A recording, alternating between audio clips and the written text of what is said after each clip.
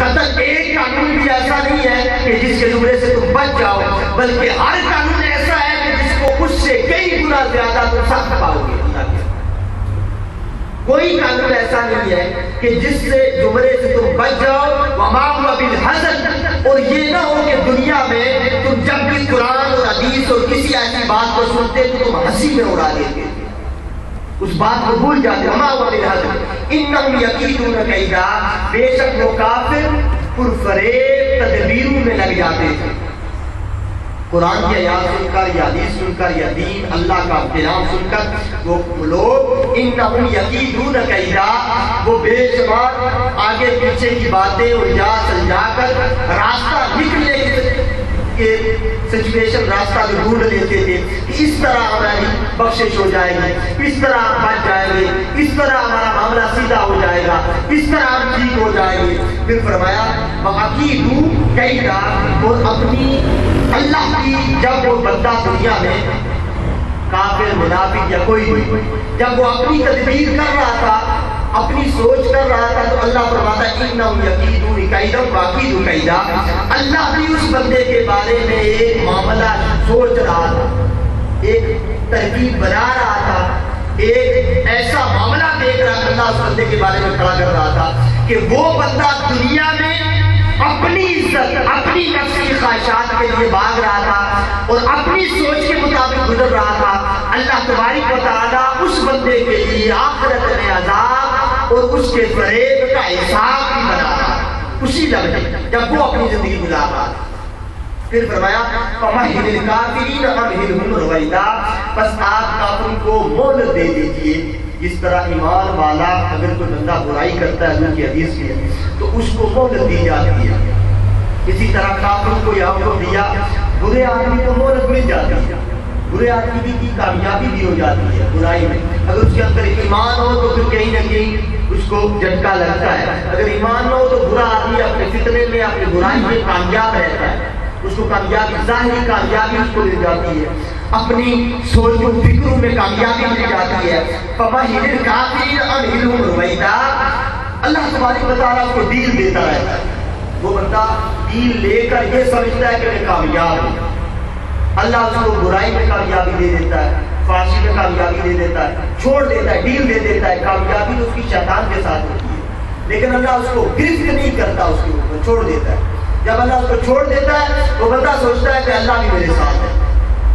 اللہ بھی میری مدد کر رہا ہے، میں برائی بھی کر رہا ہوں اللہ میری مدد کر رہا ہے، میں کوئی بھی عمل کر رہا ہوں اللہ میری مدد، میں اچھا ہوں تو مجھے کامیابی مل رہی ہے۔ اللہ کہتا ہے نہیں، فَمَهِّلِ الْكَافِرِينَ أَمْهِلْهُمْ رُوَيْدًا، بس اس بندے کو جو ڈیل مل رہی ہے وہ اللہ کے یہاں سے اس کو چھوٹ دی جا رہی ہے کہ اس کی کوئی خواہش باقی نہ رہ جائے، اس کی کوئی بات اس کے دل میں باقی نہ رہ جائے۔ اور فرمایا صاحب ایمان کے لیے درود و سلام کا بھی بڑا مقام ہوتا ہے، جو درود و سلام پڑھتے ہیں۔ اللہ قرآن میں فرماتا ہے نا ان اللہ و ملائکتہ یصلون علی النبی یا ایھا الذین آمنوا صلوا علیہ وسلموا تسلیما۔ ہم نماز جمعہ کے بعد محفل کے بعد کھڑے ہو کر صلاۃ و سلام کے درود صلاۃ و سلام پڑھتے ہیں، حضور کی بارگاہ میں سلام بھیجتے ہیں، تو سلام جتنا بھی بھیجا جائے، جبکہ قرآن میں تو آیا کہ اے انسانوں میرے محبوب پر درود بھیجو، میں اللہ بھی محبوب پر درود بھیجتا ہوں، ملائکہ بھی بھیجتے ہیں۔ ان اللہ و ملائکتہ یصلون علی النبی یا ایھا الذین آمنوا صلوا علیہ وسلموا تسلیما۔ سلام بھیجو جس طرح سلام بھیجنے کا حق ہے، خوب سلام بھیجو۔ اور اس میں اگر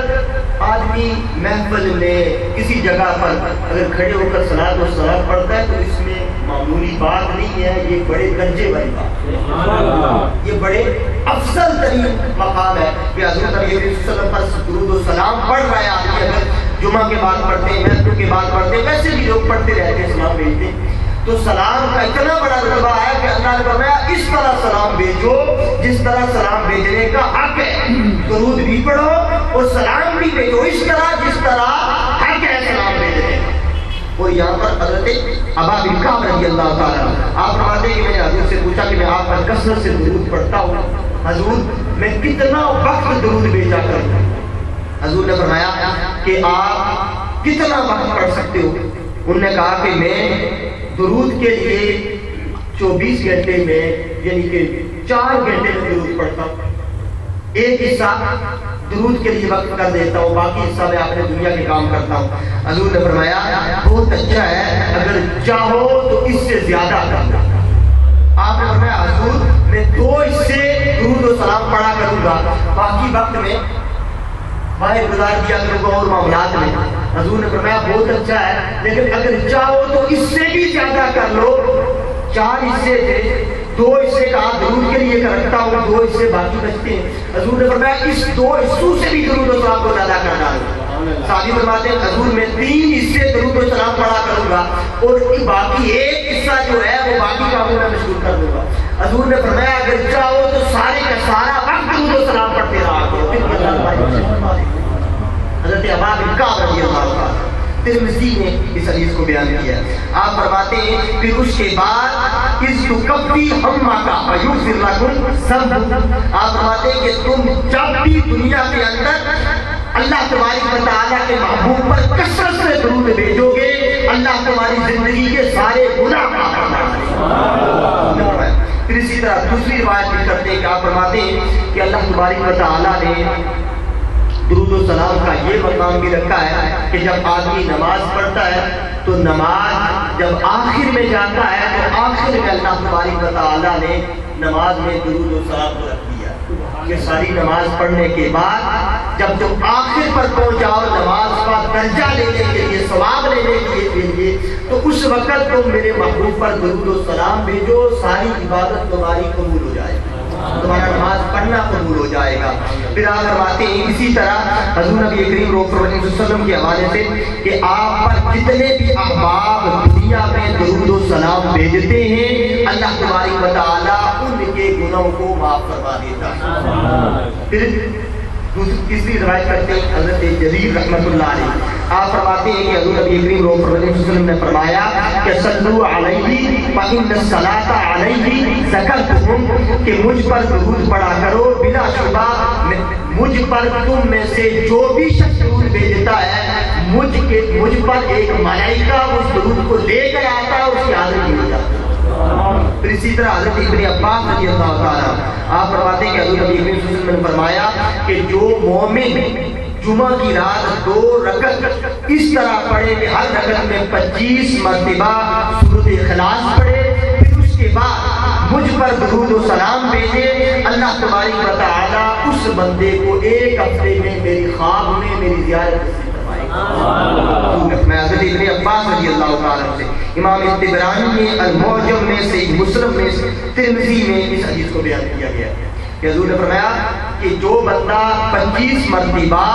سورۃ اخلاص پڑھے اس کے بعد مجھ پر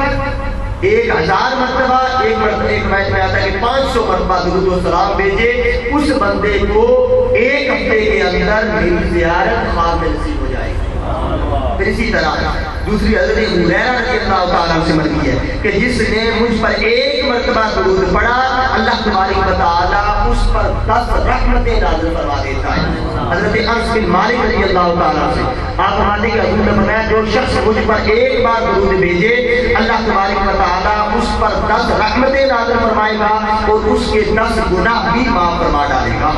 اسی طرح حضرت انس بن مالک رضی اللہ تعالیٰ سے روایت ہے کہ آپ فرماتے ہیں کہ حضور نبی کریم صلی اللہ علیہ وسلم نے فرمایا کہ جب اللہ تبارک و تعالیٰ کے لیے محبت رکھنے والے 2 بندے ایک دوسرے سے ملتے ہیں اور اس ملاقات کے دوران ایک دوسرے سے مل کر مجھ پر درود و سلام بھیجتے ہیں اللہ تبارک و تعالیٰ ان دونوں کے زندگی کے سارے گناہ معاف فرما دیتے ہیں۔ اس حدیث کو بھی امام ترمذی نے اس حدیث کو ابو یعلا المسند میں اس کو بیان کرتے ہیں کہ حضور نبی صلی اللہ علیہ وسلم نے فرمایا کہ جو 2 مسلمان ایک دوسرے پر ملتے ہیں السلام علیکم ورحمۃ اللہ وبرکاتہ، پھر اس کے بعد اس پر درود و سلام بھیجتے ہیں اللہ تبارک و تعالیٰ ان 2 بندوں کے زندگی کے سارے گناہ معاف فرما دیتا ہے۔ پھر اسی طرح دوسری حدیث بیان کرتے ہیں اذان کے بعد درود و سلام پڑھنے کے۔ اب اذان سے پہلے بھی درود و سلام پڑھا جاتا ہے، اذان کے بعد بھی درود و سلام پڑھا جاتا ہے۔ اب بات یہ ہے کہ درود و سلام کے لیے کوئی وقت نہیں ہے۔ اب نہ تو آنے والی نسلیں اتنی جاہل یا پاگل ہیں کہ وہ اس کو اذان کا حصہ سمجھ لیں،